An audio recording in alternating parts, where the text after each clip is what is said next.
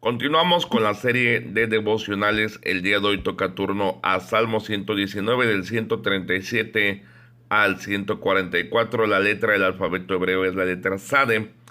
Y habla, hermanos, esa letra respecto a la justicia. Y empieza de hecho diciendo, justo eres tú, oh Jehová, y rectos tus juicios. ¿Qué es lo que más argumenta la gente que no conoce a Dios? Que Dios es injusto, ¿verdad que sí, hermanos? De repente usted empieza a hablar con una persona de Dios y nos pasa mucho ahí, empiezan, bueno, si Dios existe, ¿por qué hay tanta maldad en el mundo? Si Dios existe, ¿por qué tanta hambre, tantos homicidios, tanta cosa mala? Yo no creo que exista Dios porque hay muchas cosas malas, ¿ya? Pero nosotros, hermanos, pues sería realmente una pérdida de tiempo tratar de explicarle la existencia de Dios a alguien que no quiere creer en Él, ¿ya? Por eso debemos entender que nuestro deber es predicar, pero no andar ahí de peleoneros, ¿verdad? Metiéndole a la gente la idea de Dios cuando decide no creer en Él. Dios es justo, lo quiera creer la gente o no.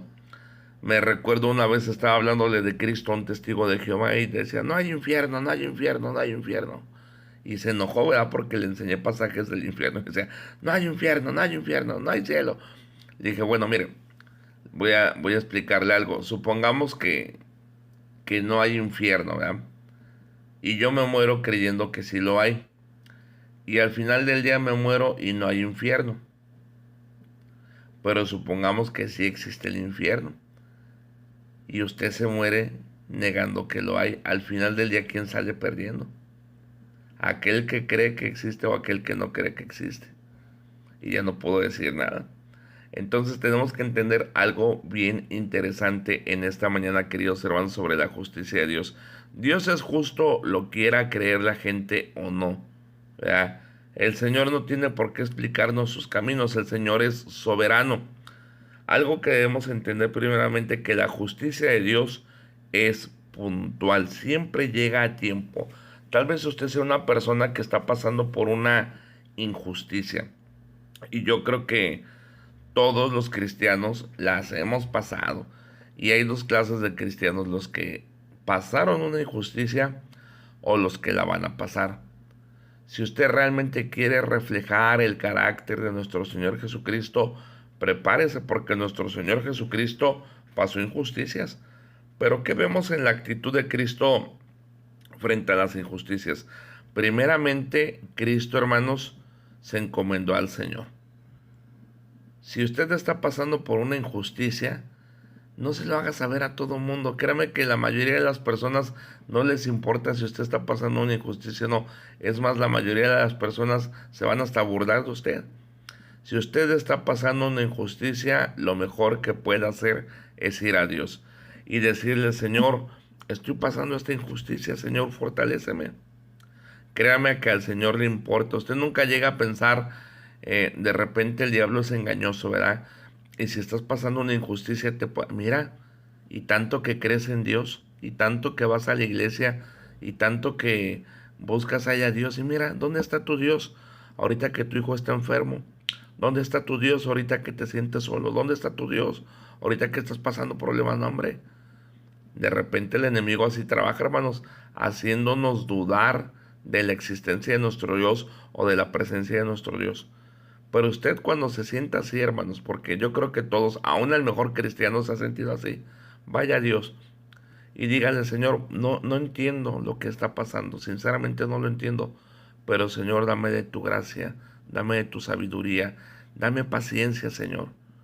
Dame fortaleza, Señor, porque estoy a punto de caer, estoy a punto de desmayar, estoy a punto tal vez ya de dejar de leer la Biblia, de orar, de ir a la iglesia. Señor, fortaléceme, por favor, Señor, dame de tu gracia.